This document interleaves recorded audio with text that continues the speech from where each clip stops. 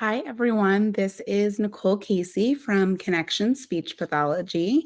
I am here tonight to talk a little bit about my Great Language Partner program. It is a course that I designed for parents and caregivers, as well as professionals supporting autistic children and Gestalt language processors, both autistic or neurotypical. So glad to have everybody joining me tonight. I would love to hear who's all here. If you leave a comment here on the live, just share if you are a parent, a caregiver, professional. Do you work with autistic kids and GLPs? Kind of let me know what you are here hoping to learn tonight. I am going to answer quite a few questions that I've received, and I would love to be able to offer any guidance that anybody might be seeking. So throughout the course of tonight's live, if you want more information about my program for parents and professionals of GLPs and autistic kids, you can comment the word July and we will send you over a link to more information. Oh, that is so sweet. So somebody said, you've helped us so much, parent of a 7-year-old autistic GLP. Oh, thank you, Kimberly. I'm so glad you're here. Thank you. All right. Looks like quite a few parents are here tonight. So, and some SLPs as well. So I am going to first start off by telling you about my program and kind of what it is and who it's for. So the Great Language Partner program is a course that I designed to support you in connecting with your child first and foremost. One of the things that I am most proud of as a speech therapist is my ability to support parents and caregivers and other professionals. I feel that through the use of storytelling and personal experiences, I can really make some of this content that is otherwise kind of complex and maybe difficult to understand and follow. I can make this really simple and easy to kind of take action on. And in my course, I kind of walk you through everything that I do in my sessions with my GLPs. So whether you're a parent or professional, the content is simplified and really actionable. You're going to walk away feeling like, wow, I can actually do this. I can be my child's best communication partner. And the research has shown us that when a GLP has communication partners that are tuned in, that understand them, and that know how to support them in their language development, they're much more likely to actually continue to develop their language and to be successful with their communication. And so my course really aims to give you the tools that I have as a speech therapist. I've been a speech therapist for 10 years. I can't believe it's been that long. But I wanted to take everything that I try to do with my clients and share it with you. I think that to support your GLP, you don't have to be a professional. You don't need a master's degree in speech therapy. You can use what you have available to you, whether you're a parent or a professional, and kind of tune into yourself, and by doing that, be able to connect with your child. And so it sounds like a lot of connection-based information, but there are also, for as much of the support and empowerment and encouragement that I offer throughout the course, I also provide you with really specific actionable strategies. And quite a few people who are currently in the course have sent me messages and emails saying that something they learned was so mind-blowing to them, and that it actually has already helped their child make progress, measurable progress. And we're only 3 weeks into the first course, the first round of the first course. So if you are interested in learning more about the course, you can comment July at any point throughout this live, and I will send you over that info. The price is going to go up this week, so it is currently $199. There are quite a few people with discount codes as well. So if you want to use the code Jessie20, that's JESSE 20, or Amy 2024, I believe, or Amy 20. Amy, if you're here, you can add your code in there. There's quite a few codes going around, so that's $20 off the course as well. So again, if you are here and you have a question for me, I would love to look through and answer, but I'm going to get started with some of the questions that I've already received, okay? So somebody asked me, let's see, how can we identify if a young child is a GLP? So I love this question for a few reasons. First of all, I love that they said, how do we identify a child as a GLP? Because something that I think that gets confused often is whether or not GLP is a diagnosis. So Gestalt language processing is not a diagnosis. It's a way of acquiring language. And there are a lot of ways that you might know or recognize your child as a GLP. So a GLP is a baby or a child who kind of acquires language in these long strings of rich intonation that we call gestalts. And these gestalts are tied to experiences and contexts and really rich in intonation and emotional meaning. And so these are kids, you might hear them referred to as intonation babies. I remember I heard that term in the meaningful speech course, and it's kind of always stuck with me.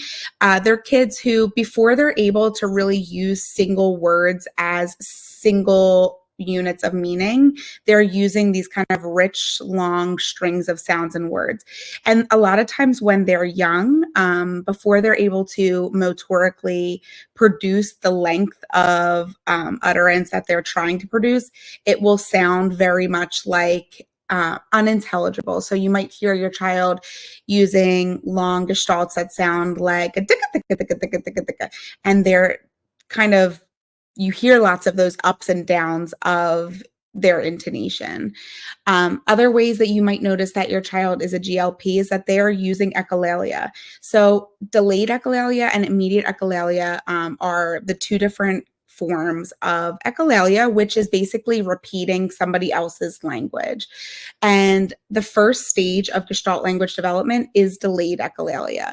So that's where your child is hearing language from people around them, from media, whether it's TV shows or songs. They're lifting it in its entirety, and then they are storing it and reusing it in the future. And often what happens is your child will connect with language that has some kind of emotional connection for them or emotional meaning to them. And that's kind of why it gets stored as a gestalt. And then your child will reuse that language exactly as they heard it in the future, before moving through the stages of Gestalt language development, where they'll eventually be able to self-generate their own language. If your child is non-speaking, they may still be a GLP. So what we believe is that most autistic kids and individuals are GLPs, but you can be a Gestalt language processor and be neurotypical as well. So other signs that your child is a GLP, if they're non-speaking, is they may watch the same clips of their shows over and over again. They may have a preference for like keeping their whole toy together when it comes to like a set of toys. They may really prefer their routine. They may use some vocalizations that sound rich in intonation. If they're not fully intelligible, they may start there. They may have what we call echopraxia, which is similar to echolalia in that they're repeating or producing echolalia, but with their body, so with movements. And sometimes you might see a non-speaking GLP kind of acting out their favorite shows or scenes from their favorite show or song. So those are some of the ways that you might identify that your child or student is a GLP. And again, we believe that most autistic children are Gestalt processors, but you can be a GLP and be neurotypical as well. So if you're just joining, feel free to ask any questions you have. And if you would like more information about the course, you can always comment the word July and we'll send it to you. So I'm going to keep going through some of these questions that we received. So somebody asked, do I abandon modeled language if it's not picked up after a few days or weeks? And I thought that was such an interesting question. It really made me think, because something that I notice is that Every GLP that I work with is so unique in how they take in the language models that I provide, and honestly, how quickly they reuse them if they've connected with them. And so I think that that question really depends on a few factors. First, I think that's really dependent on your child. So some kids take longer to kind of take in those models and be able to pull them out when they're appropriate. So I wouldn't necessarily abandon a language model because your child hasn't repeated it right back to you. I've said it before, and I will say it again, that we're not necessarily just looking for your child to repeat your language model, especially right away, because we know that your GLP is skilled in repeating, right? So we know that they're capable of repeating what we model.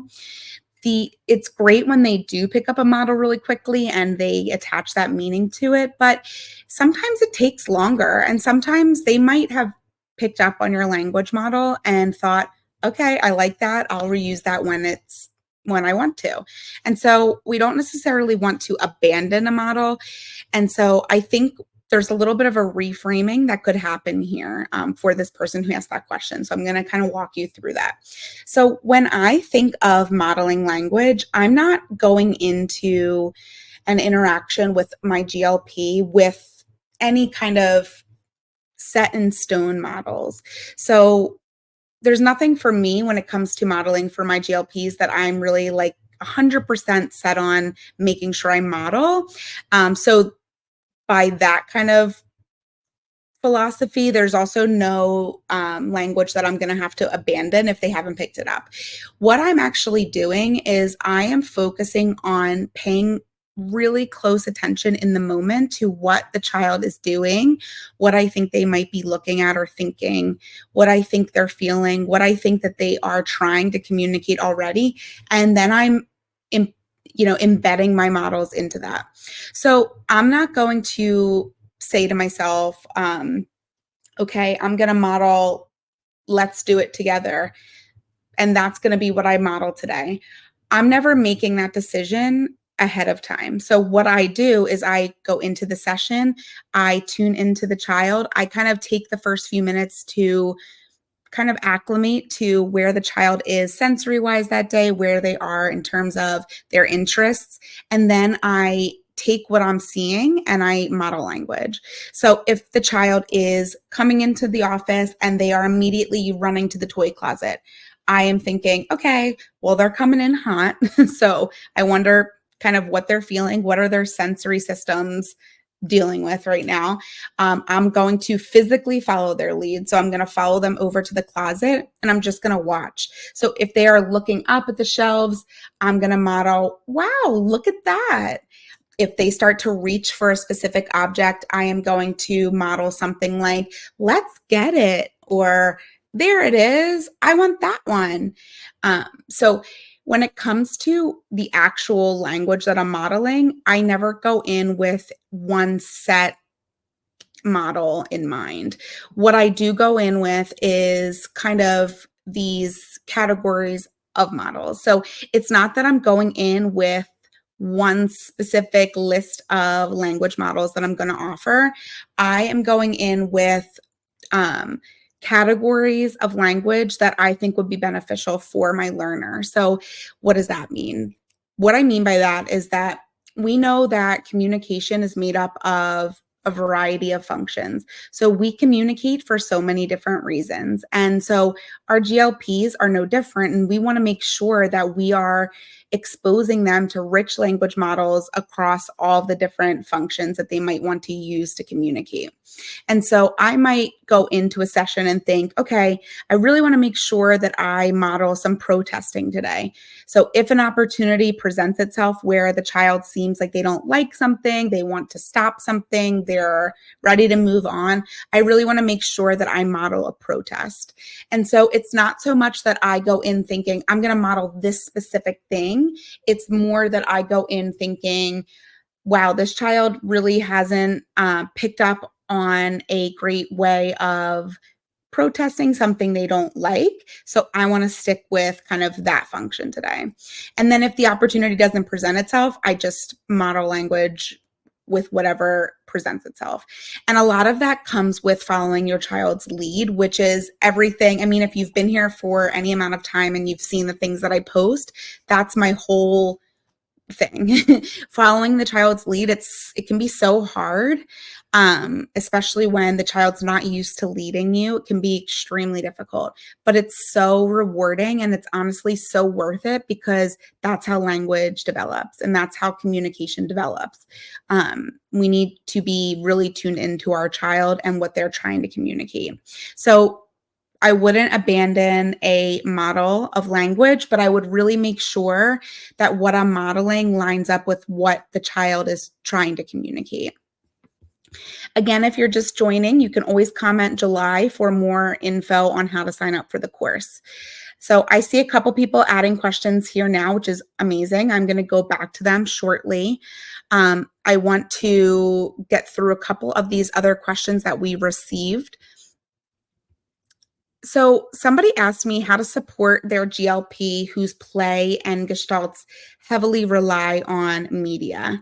And I think this is another great question that comes up a lot. So when a child has a lot of media gestalts, it can be really beneficial to know where they're originating from. So I think becoming a mom, and especially being a parent to a toddler, has allowed me to maybe watch a little too much TV, if I'm being honest. But just getting to be exposed to the TV shows that kids are watching these days has absolutely helped me as a therapist for GLPs, because I'm actually picking up a lot of the things that my clients are saying while we're watching TV at home. So I might be watching, I don't know, Mickey Mouse Clubhouse with my son and hear a line and go, oh my gosh, that's what, Johnny was saying today. So I think when a child has a lot of media gestalts, it's really, really critical that we as partners are trying our best. We might not always be successful, but we want to try our best to get to the bottom of where did this originate. So tuning into what the shows are that your child's watching would be key. Also, if you're a professional, making sure that you are touching base with the child's parents to see if they recognize it, if they know where it's from. So often siblings will know where it's from. They'll say like, oh, that's from Trash Truck, or that's from Mickey.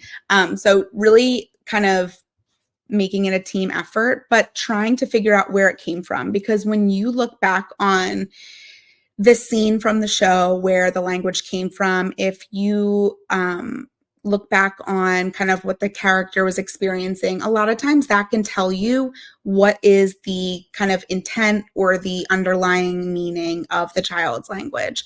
So that would be where I would start. And if you're not able to do that, because we're not always going to be able to do that, that's ideal, right? Ideally, we would figure out where every gestalt came from, and that would help us to do that kind of behind the scenes detective work. We're not always going to be able to do that. So what we can do is, and what I typically will do is, I will first stop and listen. So when the child is using a gestalt from a media, from whether it's TV or a song, I'll stop and try to be as quiet as humanly possible and just listen. And I do that because sometimes I can pick up on at least a couple of the words that they're saying, or at least the intonation. So I'm going to be listening for, what do they sound like they're saying? What are they looking at? So while they're using their gestalt, I'm also looking at what they are interacting with. Kind of, if they're, for example, this happened last week. A child had a bed, a little like dollhouse bed, and then some animals, and he was putting them on the bed and then knocking one off. And so when I heard him kind of humming to himself, I got quiet and I listened, and I could hear him doing There was one in the bed and the little one said, roll over. And so it didn't sound that clear. It sounded more like, kind of that unintelligible, what some people would refer to as jargon, which is actually oftentimes our GLPs using their long utterances and not being able to like motorically produce them accurately.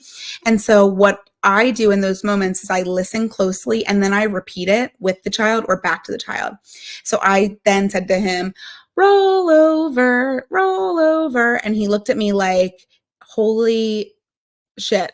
He was like genuinely blown away that I recognized that. So when your child has those media gestalts or media scripts that you're hearing, I would highly recommend that you just repeat it back and watch your child. If they look at you like with amazement, you know that you've picked up on the right thing. And then based on that kind of interaction, you can then build it into other opportunities. So something I would then do was maybe if we went on the crash pad next, I might start singing the song on the crash pad with puppets and knock them off the crash pad. I might have like my little egg toys and sing the song there and say, and the little egg rolled over. So I take what they're scripting, what their gestalts are from media, and I try to work them into our play and see if that doesn't help them to want to communicate more. I see that usually when I do this, the kids will then want to talk to me more because I'm giving them what they're trying to communicate back to them. So somebody said, can I save this live? And I will definitely be saving it. I'm actually going to post it to my YouTube channel as well because I think it's going to be a little bit longer. So I want to make sure that people have access to it. And if you're on my email list, you'll also probably get an email with it as well. I know a lot of people are curious about AAC and Gestalt language development. And so there's a few questions that I got and a few things that I would like to share. I specialized in AAC for years. That was kind of my main area, and it's still something that I love and still something that I work with often. And so I will say that you know how I am. If you've been here a while, you know that I like to be transparent. I like to be authentic. And AAC and GLP, it's sort of a new thing to think about for me. I used to be so 100% in and married to the core word approach, which was, realizing that there are these core vocabulary words that make up most of what we say, and they're verbs and they're adjectives and they're these kind of really flexible vocabulary. And so my main goal for AAC users was to teach them these words. And that was the best information that I had at the time. Once I started to learn about Gestalt language development and sort of thinking about how many or maybe even most of my AAC users are autistic, and then what we've learned about autistic people predominantly being GLPs, I got to be honest, it's been very difficult for me to kind of mesh what I know about both things. But what I do know is that there's a lot of overlap, and there's also a lot of research that does exist on phrase-based communication with AAC. So it's not that there's not a lot of information out there. It sort of, for me, feels like a little bit more challenging to figure out what the best thing to do is for my AAC users. So what I do and what I would encourage you to do is kind of follow best practice of both things. So what I tend to do is if a child is non-speaking, I make sure that they have access to AAC. So I don't hold off on that. I make sure that they have access to robust AAC.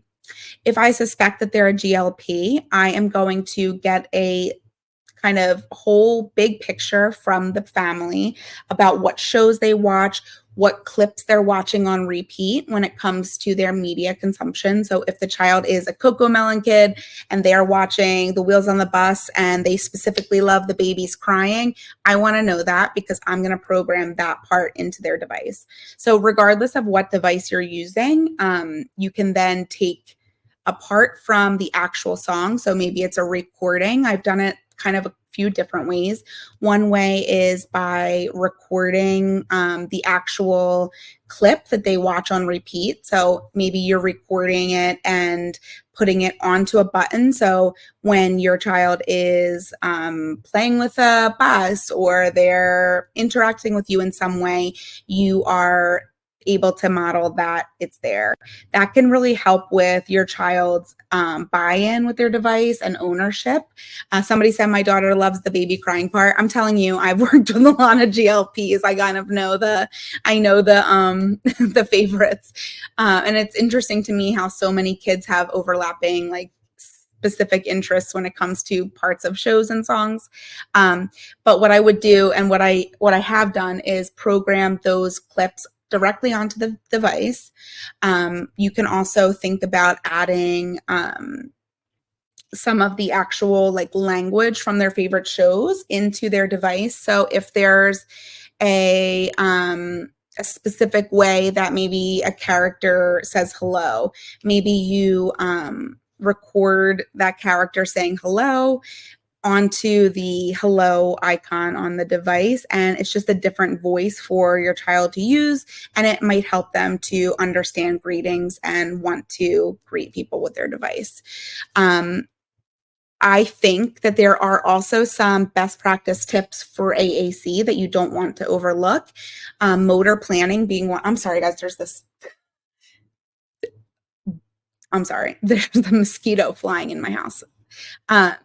There are best practice principles when it comes to AAC use that are really important to also keep in mind, motor planning being one of them. So the way that I think about motor planning is typing. So think about typing on, there's actually two best ways to think about this, in my opinion.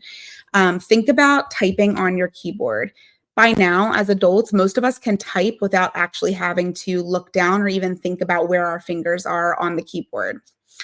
We can type anything we want pretty quickly with precision because we've learned the motor plan for where our keys are. Now, if somebody came in here and mixed up all the keys on my keyboard, I would not be able to type like as quickly as I currently can. I would eventually be able to letter by letter put words together and type, but it would be a lot more difficult. It would be frustrating and it would take me forever. So motor planning is kind of keeping your child's device icons in their same location across the whole device so that your child learns how to find those icons, because moving their icons around on their device would be like moving the keys on your keyboard around and then expecting you to type.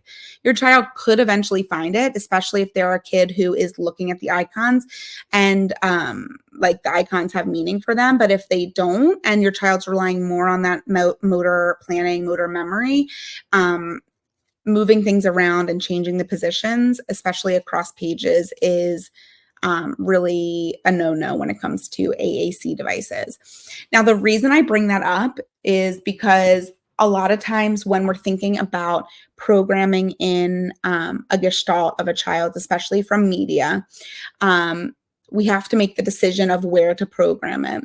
So every system is so different. I mean, they all have their pros and cons, and they all have a lot of the same features, but there are going to be differences for each program. So I can't speak to every single program, but what I do like to always be mindful of is the child's language development. So what I would recommend would be that when you program a gestalt from a media clip, or you program some of those phrases in that your child is responding well to, or they seem to be connecting with, you're going to want to be really mindful of where you program them. So what I've done, and what might work for you, it might not, I mean, it's something to think about, is looking on your child's device to where their icons are, and thinking about the like main message or the main word in the message that you're about to program.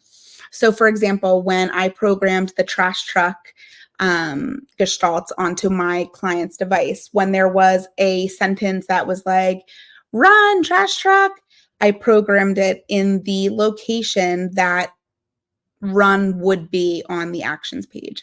So the reason I did that was because I want them to connect that phrase of run, trash truck with the word run, so that eventually when they move from stage 1 gestalts to being able to isolate single words and put them together, that run, which is kind of what they're using that sentence to understand, that single word run is not in a completely different location from where their original run gestalt was.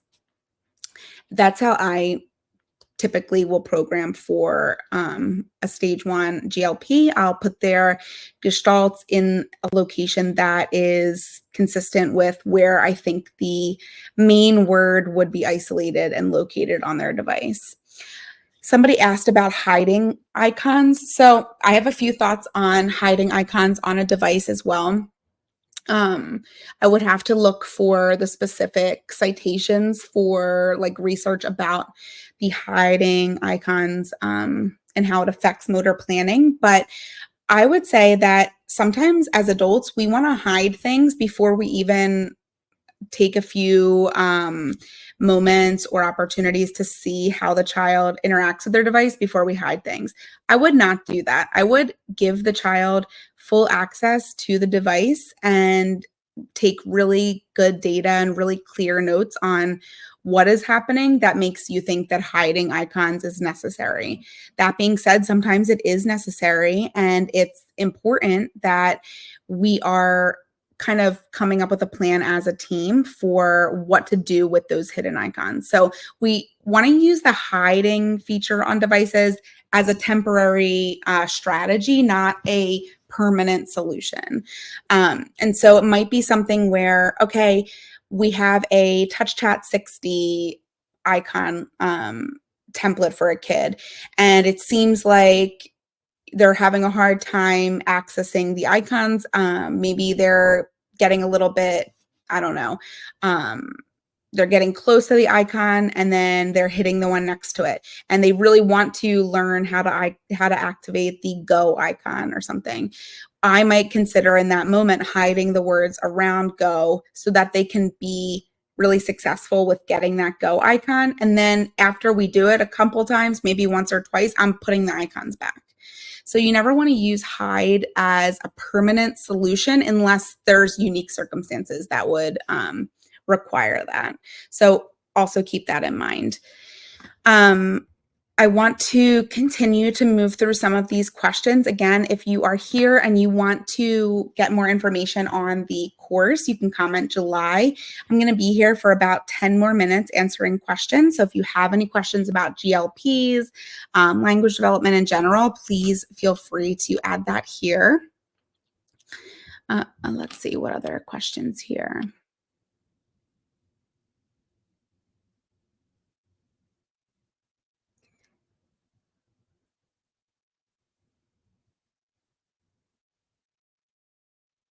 So somebody asked me this question, and I've been thinking about it for a while. She said, what if you want to teach your child, your stage 1 GLP, to ask questions? But the recommendation is that we don't ask questions to our early stage GLPs. So she says, well, what if I want to teach them how to ask a question? Like maybe the question is, where is it? Or where did it go? Or how was your day? Or something like that. And I thought this was such a great question, because one of the things that I do model for a lot of my early GLPs is, where are you? And I remember when Katya and I were talking on live the other night, that was something that she said. And I meant to tell her that I was so glad to hear her say that as well, because it's something that I've been doing for a long time, where I'll say, where are you, when I can't find something. So I do think that you can model questions from your child's perspective. I think there's a difference in asking your child questions versus modeling questions from their perspective. So if you want your child to learn how to ask certain questions, and I would really think about, does your child want to ask those questions? So if your child is interested in asking people about their day, by all means, you can model, how are you? Or what are you doing? Things like that. But really be sure that that's something that they want to communicate or that they're interested in finding out, because otherwise that's probably not going to stick. And there are probably better things that you could be focusing on modeling. Um, but a lot of kids will like the model of where are you, because it is really helpful for when they're trying to find something that they can't locate. And a lot of times our GLPs are also Gestalt cognitive processors. And so they like to keep things in a set. They might have a set understanding of speech therapy. So they might want to play with the same 3 toys every session. And so if they come into my office and the JJ doll is missing, they need a way to express that. So where are you? Where are you, JJ? That's something they might actually want to ask. And so questions like that can be a great thing to model. I also model what's that? I model what is it? I model where to go. So if you want to support your child's ability to ask questions, you can certainly model those things when they come up. But I would be cautious about overdoing it. And I would also be aware that there are, it's different to do that versus asking your child a million questions, where that can be a lot of pressure. Somebody said, I missed you talking about your course. Can you tell us a little bit more about that? So I am going to do that now. So the Great Language Partner Program is my course that I developed for parents, caregivers, professionals, whether you're a speech therapist, an OT, a teacher, a BCBA. The course is to teach you how to tune in, connect, and communicate with your autistic child or your Gestalt language processor. It walks you through all of the best tips that I have kind of compiled in my 10 years of working with autistic children. And specifically, it works on supporting your child if they are a GLP. So if they are using echolalia, this course is going to teach you how to really be receptive, responsive, and reflective in order to get them from where they are to kind of closer to meeting their full potential with their communication. It also, one of my main priorities with my course is to help you find joy in your child's communication journey, because I think so often we are just telling parents what they need to be doing and we're not really showing how to do it. We're not giving enough motivation or support. And so my course aims to provide not only a really actionable plan for supporting your child, but also a lot of empowerment and encouragement along the way. So if you are interested in the course, you can comment the word July on this video and I will send you over a link. It is actually on sale for the next 3 days. So until Wednesday, it's $199. And it is truly transformative. It is over 12 hours of engaging conversation like this, pre-recorded. It's going to start July 1st. It is going to be self-paced, so you can listen to it in the car. You can listen to it when your kids go to bed. You can watch it when you're free. It comes with a kind of workbook that goes along with our conversations that has tons of handouts, tons of guides, questionnaires, interactive kind of like journaling opportunities that will help you take action on supporting your child's communication. So in addition to the 12 hours of learning from me and the workbook, you get access to our private Facebook community where I hang out, I answer questions, I offer support and empowerment. You can connect with other people in the course there. And there are several bonus modules as well. So I have been honored to receive a lot of support from other professionals. So we have bonus conversations from several other SLPs, an OT, and a few others as well. And so those are included in your purchase. So the course is going to be $199 until Wednesday, and then the price will go up, and it will be available in its entirety on July 1st. But until then, you'll hear about it a little bit more through my posting and my email list. So if you're not on the email list, definitely get on there as well. I am going to, with that, just remind you, if you are interested, before we sign off here in a minute or two, you can comment the word July. You can also comment on any of my posts with the word July. Send me a message with the word, and I will be happy to send you the information. There are several codes for $20 off going around as well. I made the course affordable because I want as many people to be able to access it as possible. But I really believe that the content is transformative and will make you feel extremely, extremely confident. And your child will thrive from you being able to be their greatest language partner. So I think that will do it for tonight. Let me just see if there's one more question that I can cover. I'm